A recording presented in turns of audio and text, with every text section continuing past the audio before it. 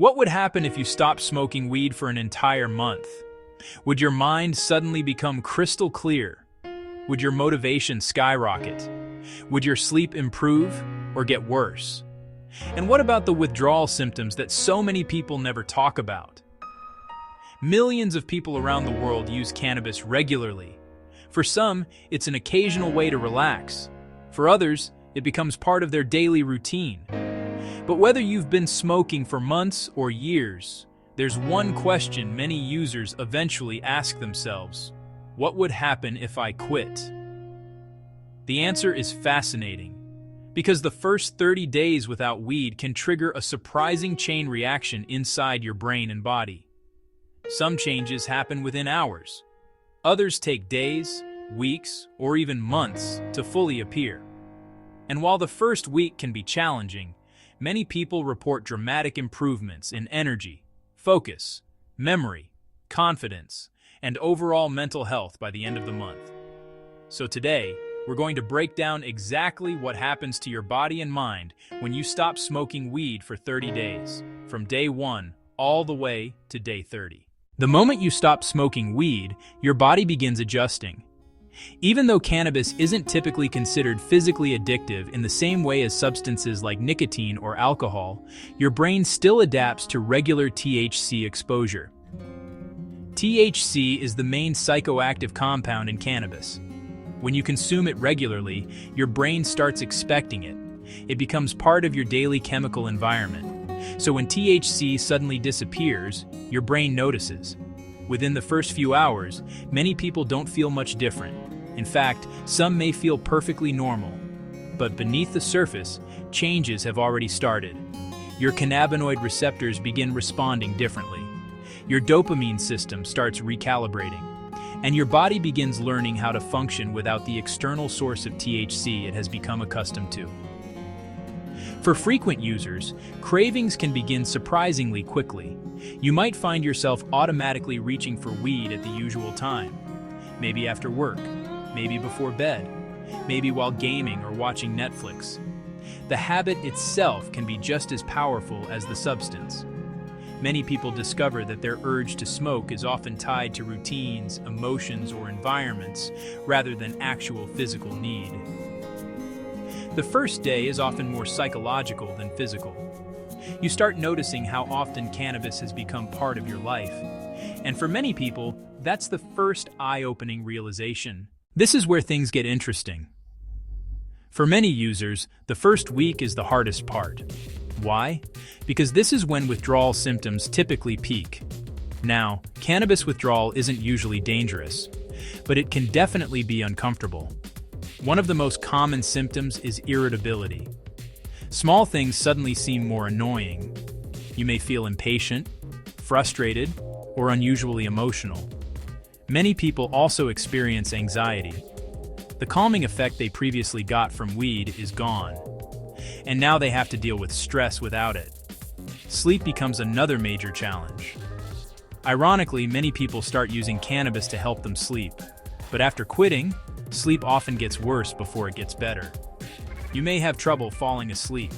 You may wake up throughout the night, or you may experience vivid dreams unlike anything you've had in years. In fact, some former users report incredibly intense dreams during the first week. Why? Because THC suppresses REM sleep, the stage associated with dreaming. When THC leaves your system, REM sleep rebounds dramatically. Your brain starts catching up on the dreams it has been suppressing. The result? Dreams that feel extraordinarily vivid and realistic. Some people love it, others hate it. Either way, it's a common experience. Appetite changes are also normal. Many users notice they feel less hungry. Food may seem less appealing. This happens because cannabis influences appetite-regulating hormones. Without THC, your body needs time to rebalance. By the end of the first week, many people wonder if quitting is worth it. But the biggest benefits are still ahead. Around the second week, something remarkable starts happening. The mental fog begins clearing. Not everyone experiences this to the same degree, but many former users describe a noticeable increase in mental sharpness. Conversations become easier to follow. Thoughts feel more organized. Memory starts improving. You may find yourself remembering names, appointments, and details more easily. This makes sense scientifically. THC affects regions of the brain involved in memory formation and information processing. When THC is removed, those systems begin functioning more efficiently. Many people also notice improved reaction times. Tasks that once felt mentally exhausting become easier. You may find yourself completing work faster, studying more effectively, or simply feeling more mentally present throughout the day. Motivation often begins returning as well. This is one of the most commonly reported changes. Activities that felt boring without weed suddenly become enjoyable again. Your brain starts relearning how to experience pleasure naturally. And that's important, because regular cannabis use can sometimes make everyday rewards feel less exciting compared to the stimulation provided by THC. When you quit, your brain gradually restores its natural reward pathways. The process isn't instant, but by week 2, many people start noticing the difference. Most people underestimate how adaptable the human brain really is. The brain constantly changes in response to experiences. This process is called neuroplasticity. When cannabis is used frequently, the brain adapts. When cannabis is removed, the brain adapts again. During the first month of abstinence, cannabinoid receptors begin recovering. Research suggests these receptors gradually return toward normal functioning after prolonged THC exposure ends. This recovery can affect mood, attention, memory, and emotional regulation. Many former users report feeling more emotionally balanced. At first, emotions may seem stronger, but over time, they often become more stable. Some people realize they've been using cannabis to avoid difficult feelings. Without it, they are forced to confront stress, sadness, boredom, or anxiety directly. While uncomfortable initially, this process can lead to significant personal growth. You begin developing healthier coping mechanisms. Instead of escaping emotions, you learn to manage them, and that can be life-changing. The benefits aren't limited to your brain. Your body starts changing too. If you smoked cannabis rather than using edibles, your lungs immediately begin recovering. Within days, airway inflammation starts decreasing. Coughing may initially increase as the lungs clear mucus, but over time, breathing often improves. Many former smokers report better endurance, less coughing, less wheezing, and easier breathing during exercise. Your cardiovascular system may benefit as well. Heart rate fluctuations associated with cannabis use begin stabilizing. Exercise often feels easier. Recovery improves. And many people find themselves becoming more physically active. Hydration improves too. Cannabis can contribute to dry mouth and dehydration. Without it, some people notice healthier skin and better overall hydration levels. By the end of the month, many users report feeling physically lighter, healthier, and more energetic. Let's talk about something most people don't consider: money. Cannabis can be expensive, very expensive. Imagine spending just 10 euros per day. That equals 70 euros per week, 300 euros per month, 3,600 euros per year. And for heavy users, the numbers can be much higher. When people stop smoking weed, they often experience a surprising realization. They suddenly have extra money. Money that was previously disappearing almost automatically. Some use it to invest. Some save it. Others spend it on travel, fitness, education, or hobbies. The financial impact can be enormous. And unlike many benefits that take time to notice, this one starts immediately. Every day you don't smoke is money staying in your pocket. One unexpected aspect of quitting cannabis is how it affects relationships. Some friendships may become stronger, others may weaken. Many social groups revolve around shared habits. When you stop participating, the dynamic changes. You may discover which friendships were built on genuine connection and which were built primarily around smoking together. At the same time, many former users report becoming more engaged socially. Conversations feel easier. Confidence increases. Communication improves. Instead of zoning out or staying quiet, they become more active participants. Some even discover new interests, new hobbies, new communities, and new goals. Quitting doesn't just remove something from your life, it creates space for other things to enter. By week 3, most withdrawal symptoms have significantly decreased. Cravings become less frequent.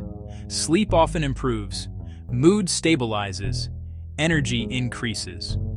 This is where many people experience a major psychological shift. Instead of feeling like they're trying not to smoke, they begin feeling like someone who simply doesn't smoke. That's a powerful difference. Identity matters. When quitting feels like constant sacrifice, it's exhausting. But when it becomes part of who you are, the struggle decreases dramatically. Week 3 is often when confidence starts growing. You realize you've already gone weeks without cannabis. Something that may have once seemed impossible now feels achievable. And that confidence often spills into other areas of life. Fitness, business, relationships, education, personal development. Now we've reached day 30, and for many people, this is where the transformation becomes undeniable. Mental clarity is often significantly improved. Focus feels stronger. Memory works better. Sleep becomes deeper. Energy becomes more consistent. Motivation returns. Self-confidence increases. Many former users describe feeling like they're reconnecting with themselves, the version of themselves that existed before cannabis became a regular part of life. That doesn't mean cannabis is inherently bad. For some people, it may have legitimate benefits, but many users discovered they had become dependent on it without realizing it. They used it for boredom, stress, sleep, anxiety, relaxation, entertainment, and eventually it became their default response to everything. After 30 days without it, they learned something important. They can function without it. They can enjoy life without it. They can relax without it. And they can be happy without it. That realization alone can be incredibly empowering. Perhaps the greatest lesson from a 30-day break isn't about cannabis at all. It's about self-control, discipline, and awareness. Most people never intentionally step away from habits long enough to evaluate them objectively. They simply continue, day after day, month after month, year after year. But taking a break creates perspective. You start asking questions. Why do I use this? How does it affect me? Is it helping me or hurting me? Do I control it or does it control me? Those answers are different for everyone. Some people finish 30 days and decide never to smoke again. Others return to occasional use with healthier boundaries.